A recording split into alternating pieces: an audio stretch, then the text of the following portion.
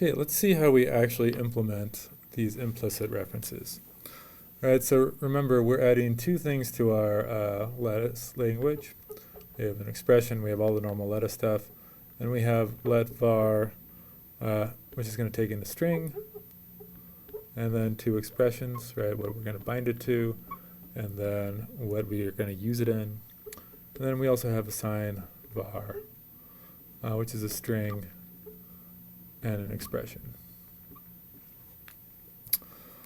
Right, so what we really want is we want to figure out what these two rules do, and we want them to do exactly what the explicit ones did. So we really want something like let var of x equal 10 in to be equivalent to let x equal new ref of 10 in. Right, so we want these to be the same. And the underlying mechanisms in the memory are going to be the same. We just have to figure out how do we write the rule so that when we see this, we make a new cell and return the location of the address. Likewise, right? So that's the let var portion. We also want to have let var equal x equal 10 and x plus 15, and we want this to automatically deref. Right, that's the big changes that we want to have here. So let's see how to do this, right? We're going to have the simplest way to do this. As I sort of mentioned in the previous one, there was a little bit of a hint as to when we know whether or not we should do this automatic deref. And it's whenever we see x, or the variable name, wrapped in an ident. So what we're going to do is we're actually going to first change the ident rule. All right, so let's recall the old ident rule, which went something like this, right? So if we want to eval an ident, let's call the inner part x in some environment and some store, right? Then, well, if x is in the environment, so I'm just going to write this as a shorthand for the fact that x can be found in the environment. Then we're just going to return whatever x happens to be in the environment. All right, I'm going to use this as a shorthand for looking up the value that x is bound to in the environment. And then obviously we need to pass back the store too. Always need to keep the store around. This is, what's sort of the missing point here, or part here, is that x can be any value in this situation, right? It might be a reference, it might just be an integer or a number or a Boolean, and we didn't really care. But now we want to update this so that if we happen to see a reference, we automatically dereference it. So let's look at what that looks like. So we would have eval ident of x and s, and well, if x is in the environment and the value that is bound to x in the environment is of the form reference of j, right, then what do I want to do? I want to look up the element in j, or in the store, and pull back that value. Right, I want to automatically dereference this when I see it as an ident of x. So what is that going to look like? We're going to do lookup, right, in our memory lookup cell on our store, which is s, and memory location j. And that's going to be some value v, and so we will end up returning v and the previous store s. So this is going to be ident ref, to give it a name. We also have to deal with when the value bound to x is not a reference, right? So basically the same thing, right? Ident of x under an environment and a store. We look up x in the environment, and we see that it is not of the form ref of j, right? So it's just any other type of value.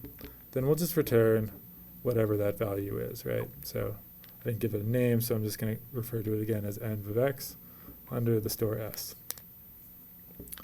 So this is our ident no ref rule. And of course we need an error. So if we look up x in the environment and it's not there, or it's bound to an error, then we want to return an error, of course. We always have to have the error case in here. So we've just modified the ident case, so we get this automatic dereferencing. So now let's take a look at what happens when we let's look at our actual semantic rules for let var and assign var.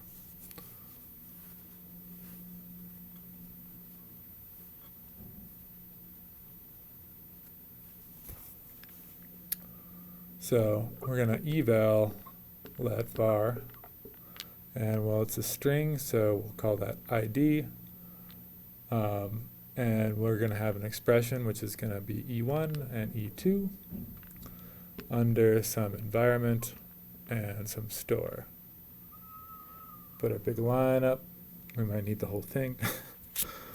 And what do we do? All right, so we're going to let var of this ID, and we're going to bind it to whatever E1 turns out to be. So we got to figure out what E1 is first, right?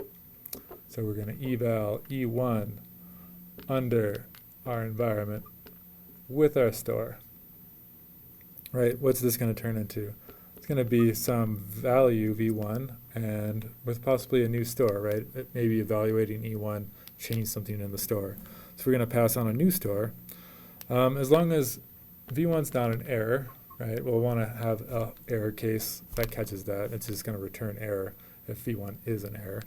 So we're just going to ignore that, right? Then what do we want to do? Well, we're letting var, so we want to make an x that is a reference that points to the value of E1 somewhere in the store.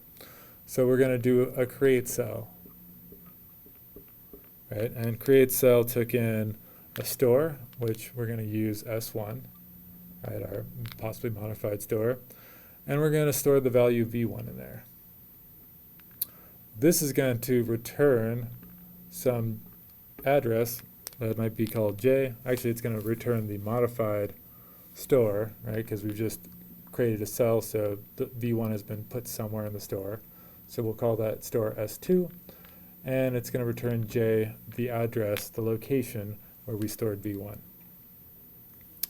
Okay, so now what happens? Well, eval of let var id e1 e2, right? Well, this is whatever E2 evaluates to after we've extended the environment, right, by binding ID to, well, what is it going to be? It's going to be reference of J, right? So to write that down, this is going to be eval of E2 under our environment. So this is going to be an extend of ID points to ref of j, and then all of everything else that was in our environment. And we're going to do all of this under our newer store, S2. And that's it. Did I put enough parentheses in? Yes. Okay, so that's let var. Right, pretty straightforward. We basically just automated the new ref process. Right, so we just built that into this concept.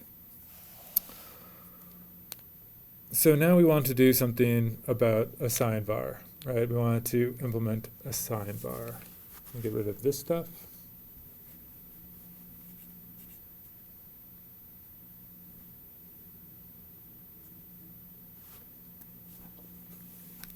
Right, the typical way that we were doing this is something like let z equal assign var of x e in, right? So we're binding whatever e evaluates to the location in memory that x points to. So how are we going to do this evaluation? Well, we're going to eval assign var. It takes in a string, which we'll call ID, and a expression, which we'll call E, and we have a local environment and a store S.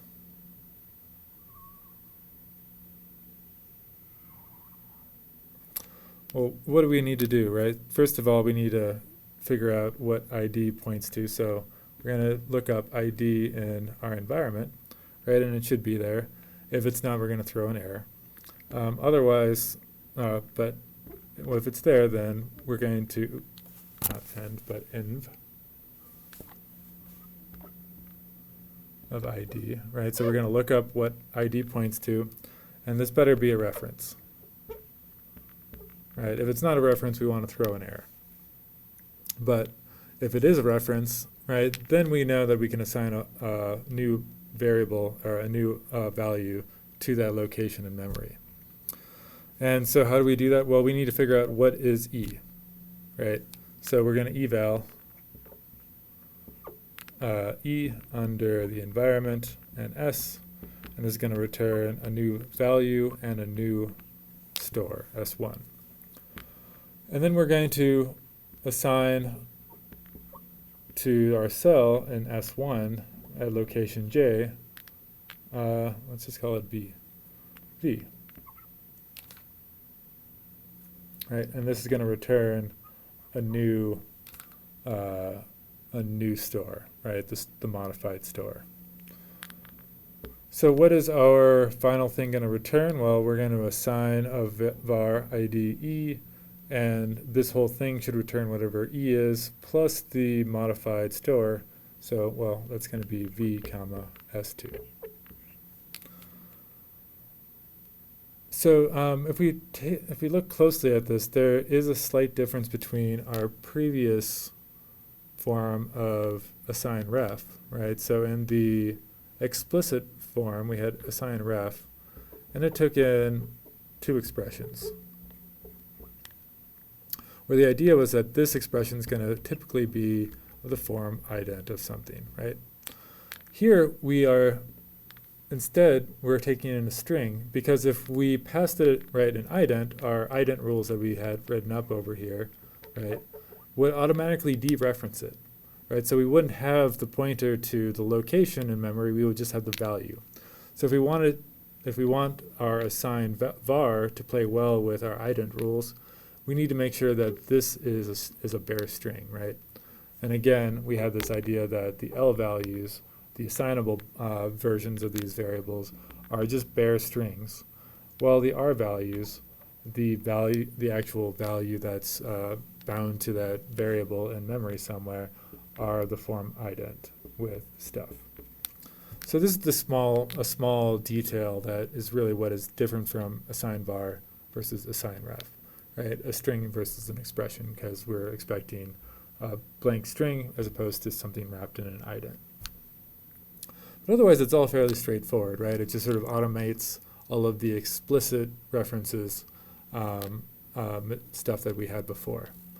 And so if you understand explicit references, you should easily understand the implicit one. It's just sort of doing the work for you.